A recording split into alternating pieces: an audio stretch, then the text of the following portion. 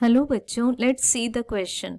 A cylindrical copper rod is reformed to twice its original length with no change in volume.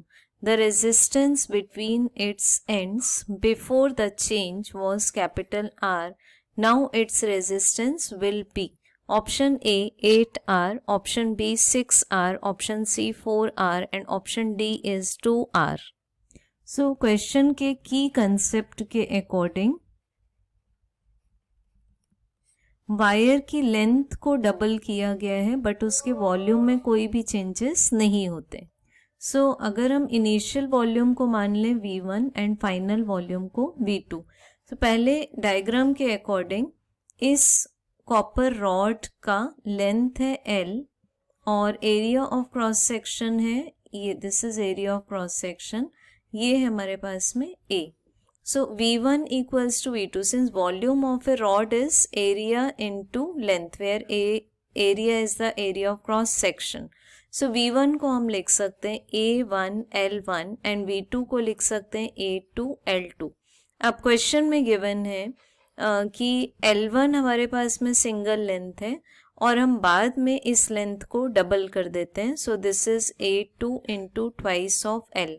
So L will get cancel और हमें answer मिलेगा A2 equals to A1 divided by 2. तो जो final area आया वो initial area से half हो गया. अब हमें रेजिस्टेंस का एक एक्सप्रेशन नोन है कि resistance is equal to resistivity into length of area. एक ही कॉपर रॉड में डायमेंशंस में चेंजेस किए गए, सो रेजिस्टिविटी और स्पेसिफिक रेजिस्टेंस कांस्टेंट रहेगा. सो हमारे पास रेजिस्टेंस का एक्सप्रेशन आएगा कि it is directly proportional to the length and inversely proportional to the area. So therefore we can write R2 upon R1 equals to L2 upon L1 multiplied by A1 by A2. अब question में next second length को twice बनाया गया है तो L2 upon L1 का answer आएगा 2 और A1 अपॉन A2 ये हम चेक कर सकते हैं क्रॉस मल्टीप्लीकेशन से. A1 अपॉन A2 का आंसर भी आएगा 2. सो 2 इंटू 2 इज 4.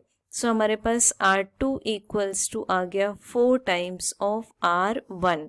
तो जो न्यू रेजिस्टेंस होगा जो क्वेश्चन में हमें पूछा हुआ है वो इनिशियल रेजिस्टेंस से 4 टाइम्स हो जाएगा. सो अगर हम इसको ऑप्शंस में चेक करें तो correct option is option number C, that is 4R. Hope you understood it well. Best of luck.